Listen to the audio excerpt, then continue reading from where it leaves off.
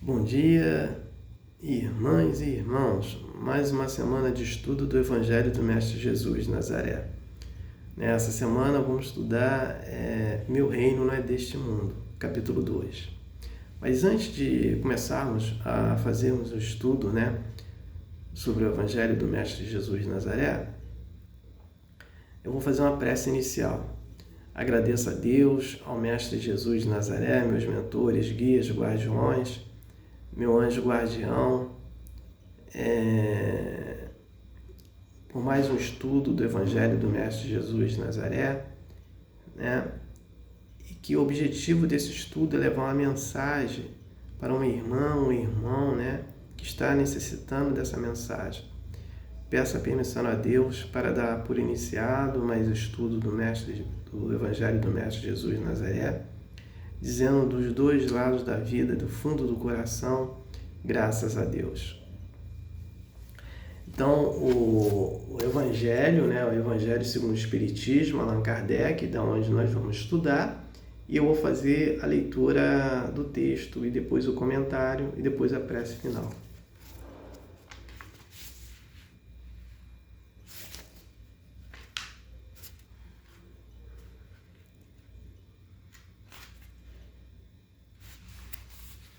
Capítulo 2, Meu Reino Não é Deste Mundo. Nós vamos estudar a vida futura, a realeza, Jesus, o ponto de vista, instruções dos Espíritos, uma realeza terrestre. E tem Pilatos tornando a entrar, pois, no palácio, e tendo feito vir Jesus, lhe disse: Sois o rei dos judeus? Jesus lhe respondeu: Meu reino não é deste mundo. Se o meu reino fosse deste mundo, minha gente teriam combatido para me impedir de cair nas mãos dos judeus. Mas meu reino não é aqui.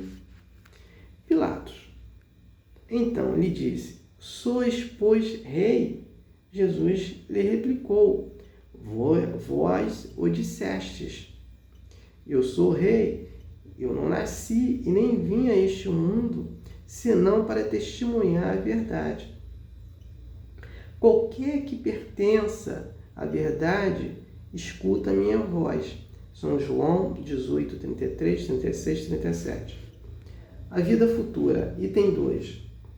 Por essas palavras, Jesus designa claramente a vida futura, que ele apresenta em todas as circunstâncias como o fim onde termina a humanidade e como devendo ser o objeto das principais preocupações do homem sobre a terra.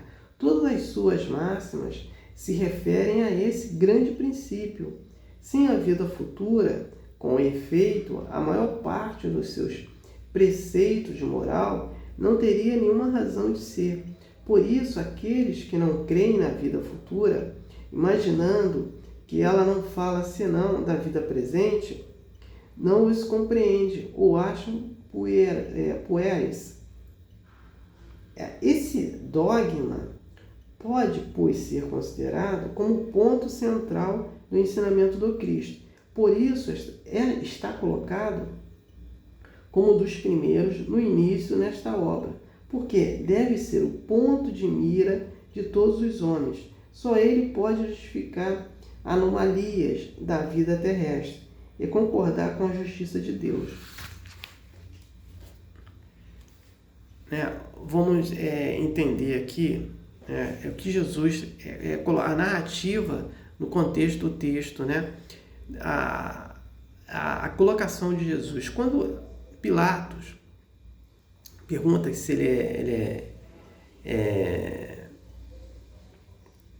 ele é rei, ele fala que ele não é desse mundo,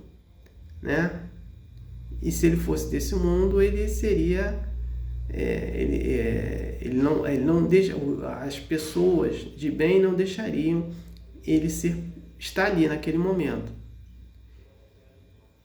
E Pilatos de novo fala, perguntando, ele fala respondendo para Pilatos, quem está falando que ele é rei é ele, E aí é colocado a vida futura. Então vamos entender, a vida futura é uma questão moral, moral do presente.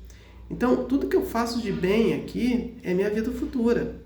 Tá? Vamos entender o seguinte, quando eu trabalho a minha espiritualidade aqui, eu vou ter menos problema no mundo espiritual, porque o meu tempo aqui é um tempo assim, provisório, não um tempo para sempre. E esse provisório, que eu tenho que trabalhar a minha moral, eu tenho que desenvolver essa minha moral, porque as leis de Deus, elas não está colocado dessa forma, para a gente vir aqui, evoluir e voltar para o planeta, voltar para o mundo espiritual, né? Agora, nós vamos voltar para lá mediante a nossa moral, mediante o nosso conhecimento, mediante o nosso grau evolutivo.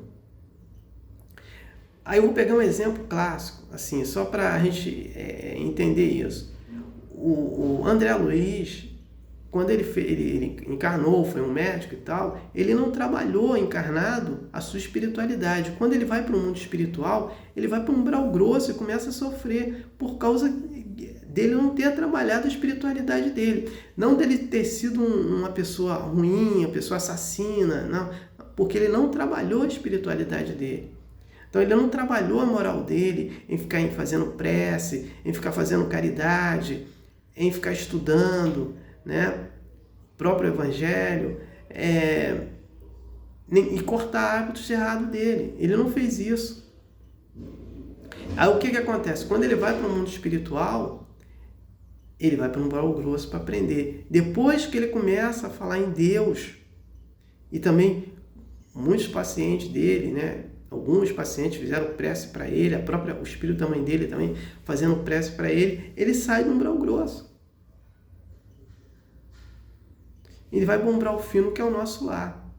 Então é nesse exemplo que Jesus coloca a vida futura. A vida futura nós temos que trabalhar a nossa moral aqui dentro para ter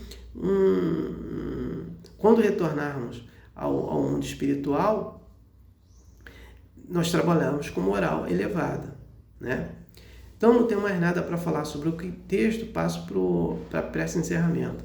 Agradeço a Deus, ao Mestre Jesus de Nazaré, meus mentores, guias, guardiões, meu anjo guardião por mais um estudo, né, do Evangelho do Mestre Jesus de Nazaré, e que foi muito importante, né?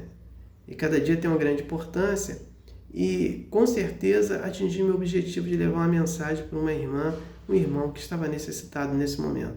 Peço a permissão a Deus para dar por encerrado mais um estudo do Evangelho do Mestre Jesus de Nazaré, dizendo dos dois lados da vida, do fundo do coração, graças a Deus. Gratidão para o irmão e a irmã que estejam me assistindo e me ouvindo.